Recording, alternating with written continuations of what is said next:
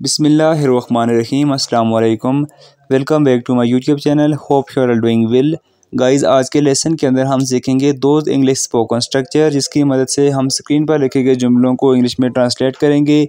ये उर्दू का एक ख़ास स्टाइल है जिसके अंदर हम डेली लाइफ के अंदर ऐसे जुमले बोलते हैं जैसे कि वो रोते रोते सो गई, वो दौड़ते दौड़ते थक गया, वो गिनते गिनते भूल गया, वो सोते सोते हंस पड़ा, वो पकाते पकाते जल गई।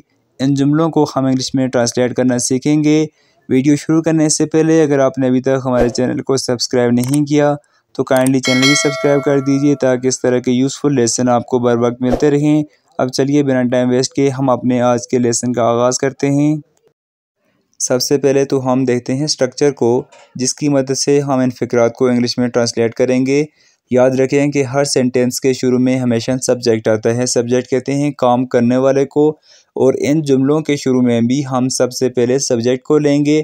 सब्जेक्ट के बाद सेकंड फॉर्म ऑफ वर्ब का इस्तेमाल करेंगे। सेकंड फॉर्म ऑफ वर्ब के बाद हम लगाएंगे वाइल को, दिन V1 के साथ ING का इजाफा किया जाएगा। अब एग्जांपल से समझें। वो खेलते खेलते ज़ख्मी हो गया।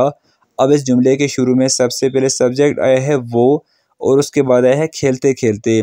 ये हमारे पास एक फेल है जिसके साथ हमने ING का इजाफा करना है, और सेकंड नंबर पे हमारे पास जो वर्ब है V2 होगा। और अब आपने डिफरेंस कैसे करना है कि कहाँ पे आपने V1 के साथ ING लगाना है और कहाँ पे आपने सेकंड फॉर्म ऑफ वर्ब का इस्तेमाल करना है। आपने सिंपल ये बात याद रखनी है, जो फेल रिपीटेड होगा मींस कि जैसे खेलते खेलते, सोते सोते, पीते पीते, वहाँ पर आपने V1 के साथ ING लगाना है। मींस के जो भी वो वर्ब होगा उसके साथ आपने कंटिन्यू फॉर्म में ING का यूज़ करना है, और जो सेकंड हमारे पास वर्ब होगा उसको आपने सेकंड फॉर्म ऑफ वर्ब के तौर पर इस्तेमाल करना है, मींस के पास्ट फॉर्म में यूज़ करना है। इस तरह से आपने इस स्ट्रक्चर को फॉलो करते हुए इन स्टेटमेंट को इंग्लिश में ट्रांसलेट करना है। ये हमारे पास है सिंपल सेंटेंस का स्ट्रक्चर।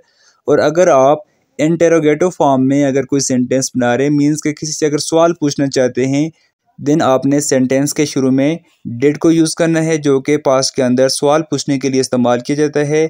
डिड के बाद आपने सब्जेक्ट यूज़ करना है। सब्जेक्ट के बाद V1 मींस के फर्स्ट फॉर्म ऑफ वर्ब का इस्तेमाल करेंगे। देन आपने वाइल यूज़ करना है, और लास्ट में V1 के साथ ING का इजाफा, और लास्ट में क्वेश्चन मार्क। अब यहाँ पे आपने एक चीज़ का डिफरेंस देखा होगा कि हमने यहाँ पे दोनों V1 यूज़ किए। उसकी रीज़न ये है क्योंकि एक सेंटेंस के अंदर हम दो पास्ट फॉर्म को नहीं ले सकते। हमने सेंटेंस के शुरू में डू की सेकंड फॉर्म डेड को ले लिया है। इस वजह से हम सेकंड नंबर पर जो वर्ब आएंगे उनको फर्स्ट फॉर्म ऑफ वर्ब के तौर पर ही यूज़ करेंगे। याद रखें, एक सेंटेंस के अंदर दो पास्ट फॉर्म में वर्ब नहीं आते, बल्कि हम एक ही वर्ब को यूज़ करते हैं पास्ट फॉर्म में। उसके अलावा जो भी हमारे पास वर्ब आएंगे उनको फर्स्ट फॉर्म ऑफ वर्ब के तौर पर यूज़ करेंगे। अब हम कुछ सेंटेंसेस बना के देखते हैं इन स्ट्रक्चर की मदद से। पहला फ़िक्रा है वो चलते चलते फिसल गया। अब हमने ऊपर जो स्ट्रक्चर है इसको फॉलो करना है। इस स्ट्रक्चर को फॉलो करते हुए हम इसको इंग्लिश में ट्रांसलेट करेंगे। सबसे पहले देखेंगे इस जुमले में सब्जेक्ट क्या है। तो इस जुमले के अंदर सब्जेक्ट है वो यहाँ पे काम करने वाला है, तो वो के लिए इंग्लिश में वर्ड है ही। उसके बाद V2 को देखेंगे, यहाँ पे V2 आता है फिसल गया। फिसल गया के लिए वर्ड है स्लेप्ट। देन यहाँ पे वाइल यूज़ करेंगे, और उसके बाद V1 के साथ ING यहाँ पे आता है चलते चलते। उसके लिए इंग्लिश में वर्ड है वॉकिंग। तो कंप्लीट सेंटेंस बना ही स्लेप्ट वाइल वॉकिंग। वो चलते चलते फिसल गया। सेकंड फिक्रा है वो सोते सोते हंस पड़ा। अब सबसे पहले हमने जुमले में देखना है कि सब्जेक्ट क्या है। तो सब्जेक्ट इस जुमले में आता है वो के लिए इंग्लिश में वर्ड है ही। और सेकंड नंबर पे यहाँ पे देखेंगे सेकंड फॉर्म ऑफ वर्ब क्या है। तो सेकंड फॉर्म ऑफ वर्ब यहाँ पे आता है हंस पड़ा। उसके लिए इंग्लिश में वर्ड है लाफ्ड। देन वाइल, और देन सोते सोते यहाँ पे V1 के साथ ING आएगा थिंकिंग। तो कंप्लीट सेंटेंस बना ही लाफ्ड वाइल थिंकिंग। अब आपने एक और इम्पॉर्टेंट बात याद रखनी है कि अगर एक जुमले के अंदर दो वर्ब आते हैं तो आपने उनको किस तरह से इंग्लिश में कैसे यूज़ करना है। तो याद रखें कि उर्दू जुमले के शुरू में जो पहला वर्ब आएगा उसको हम इंग्लिश में ट्रांसलेट करते वक्त सेकंड नंबर पे रखेंगे, और जो उर्दू जुमले के अंदर सेकंड नंबर पे वर्ब आता है उसको इंग्लिश में ट्रांसलेट करते वक्त हम पहले नंबर पे रखेंगे। अब आप इस जुमले में देखें, वो सोते सोते हंस पड़ा। इस जुमले में सबसे पहले वर्ब था सोते सोते, और इंग्लिश में जब हमने ट्रांसलेट किया तो इसको सेकंड नंबर पे रखा थिंकिंग। और यहाँ पर उर्दू जुमले में जो सेकंड नंबर पर था हंस पड़ा, उसको हमने इंग्लिश में ट्रांसलेट करते वक्त पहले नंबर पे रखा लाफ्ड। मींस के पहले वाला दूसरे पे और दूसरे वाला पहले पे रखा जाता है। ये ग्रामर का रूल है इंग्लिश के अंदर, ये हमेशा याद रखिएगा।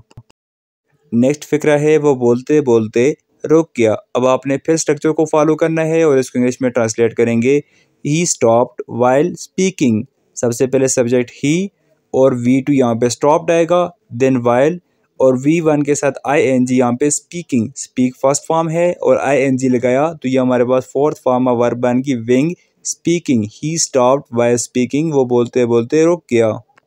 नेक्स्ट जुमला है वो पीते पीते खांस पड़ा। इट्स मीन कि किसी शख्स को खांसी लगी हुई है, वो चाय पी रहा है या फिर पानी पी रहा है तो उसको खांसी लगी है। देन आपने क्या कहना है, ही कफ्ड वाइल ड्रिंकिंग। वो पीते पीते खांस पड़ा। कफ की सेकंड फॉर्म ऑफ वर्ब है कफ्ड। नेक्स्ट फिक्रा है वो रोते रोते सो गई। She fail asleep while crying. Crying का मतलब है रोते रोते और फेल अस्लीप का मतलब है सो गई। तो कंप्लीट सेंटेंस बना she fail asleep while crying, वो रोते रोते सो गई। अब हम देखते हैं कुछ ऐसे सेंटेंसेस जिनके अंदर हम किसी से कोई क्वेश्चन पूछ रहे होते हैं।